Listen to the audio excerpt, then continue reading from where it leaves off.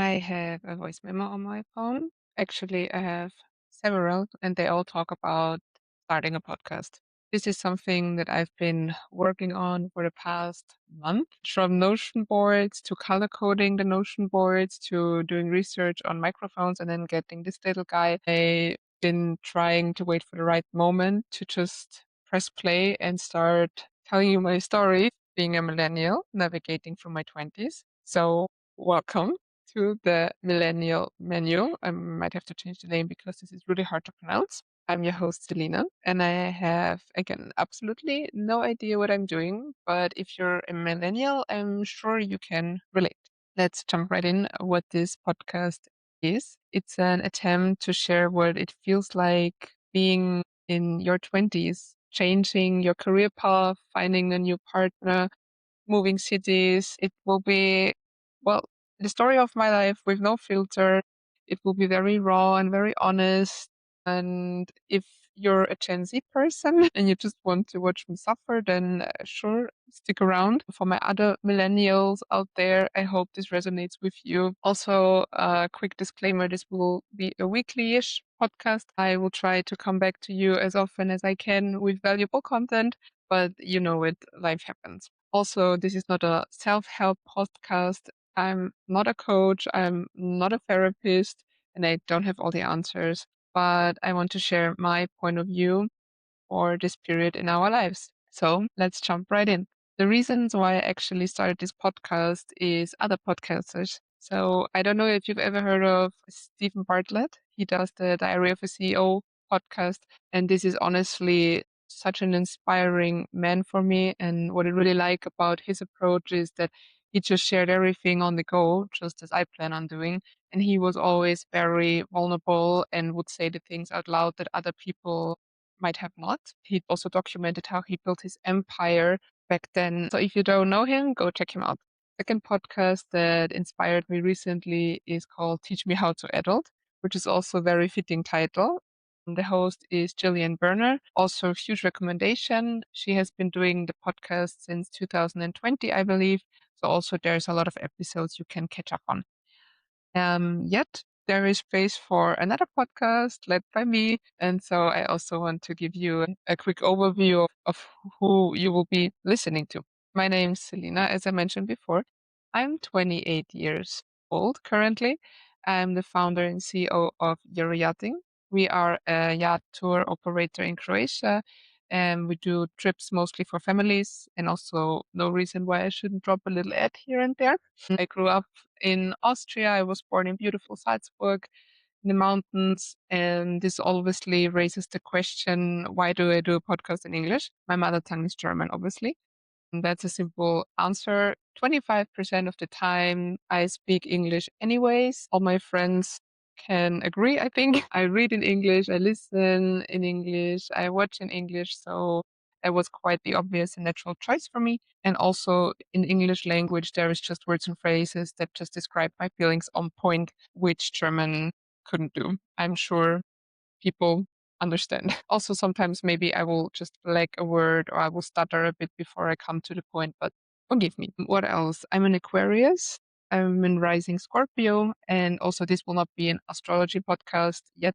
This topic might come up at a later stage, so I just wanted to give you a heads up. I have a younger sister who sometimes acts as if she's the older one, but sometimes I also need to hear that. I have a lovely mom and two cats, and currently live alone in my flat here. I love to travel, especially solo. This year, I already did a 3-week solo trip through Mexico, Belize, and Guatemala, which of course was not enough time to cover everything, but I did really see a lot. I met awesome other women who were also traveling alone. And my big goal is in general to make the 30 under 30, but not the Forbes list, even though that used to be a big goal of mine, but rather my own, visiting 30 countries by the time that I'm 30. And maybe some of you are interested in how many countries I've collected this far. I counted several times. I think sometimes I forget some countries and sometimes I might count them double, but I would say I'm roughly at a number between 14 and 16. So still quite a lot of work to do, but we'll get there. Also, I'm a yoga teacher. As of last year, I got my certification, and I'm a big fan of mindfulness in general. I try to meditate every day, and also I find a lot of balance in the gym, going for walks, dancing, and just, yeah, like really being active. And I'm currently quite newly single, which will also be part of the last segment of today's podcast, which is essentially talking about what happened in this week, what I feel like I want to share. Sometimes it might be something really funny, sometimes something tragic, but this time I have two stories. And one is basically my childhood friend turned 30 this weekend, which we celebrated a lot. That's also why I couldn't do this podcast episode yesterday because I was curing my hangover. But that's one good thing that I will say, that the older you get, the more you know the protocol for when you drank, how you can restore your body and your mind rather fast. But anyways, she turned 30, which is a big milestone, right? And in preparation of her birthday party, her family did a slideshow with pictures when she was a baby, growing up. And I also gifted her a photo album with pictures that I took down from Facebook. It's just crazy because I spent like 18 years of my life living next to her. And so, yeah, you really grow up in that period. You realize that you're no longer a kid. That's a real nostalgic feeling. Nostalgia is such a weird emotion, such a mix of feelings. It's like joy with a knife.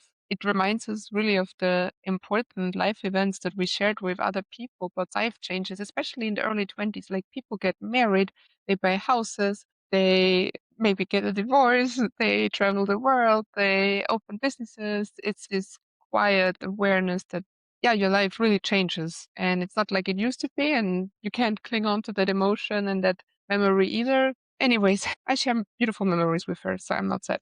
When they put on the slideshow, however, I was just like, I don't think she cried. I didn't see her cry, but I cried because I'm so emotional. And thankfully, the lights were turned off. And also, not thankfully, I'm not ashamed of my emotions. I'm just like, I feel like Selina equals emotion in general, so it's fine. And then after crying, we danced, we shook it off, so it's all good. But I will remember to put on waterproof mascara the next time one friend turns 30, just because I don't want to be that anxious about crying. Right. And the last story for today is that I'm back on the apps, or rather, I am back on the dating app Tinder, which is the first time in 4 years that I've used this app. And I met my ex partner there. So there is hope. Changed. Obviously, it changed the interface a little bit, the filters. But what I'm most concerned is that I don't know whether I'm texting with real people or AI bots. And I'm not kidding, I'm not being dramatic, but the texting patterns, the way the answers are just so polished. What they're saying is correct, but there's no meaning behind it. I actually asked ChatGPT how I can spot a bot texting with me, and they referred mostly to, customer service, where honestly, I don't care if I'm speaking with a bot.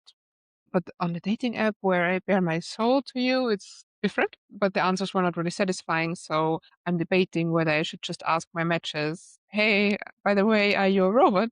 But imagine that is their personality, and then they're offended because they just write really polished and formal and generic. But yeah, still debating on that one. Well, that's where I am, 28, newly single, CEO and founder of a tour operator, um, who loves to travel, who can't wait for her next travel. And if any of this resonated with you and what I've been speaking about the last couple of minutes, I would really love it if you hit like, subscribe, comment, whatever it is that the algorithm shows this to more people, so we can actually build a community of millennials that are just trying to figure it out.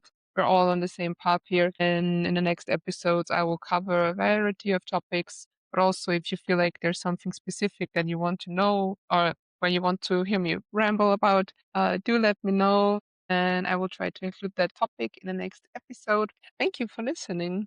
That was fun. That was a good Monday side quest for sure.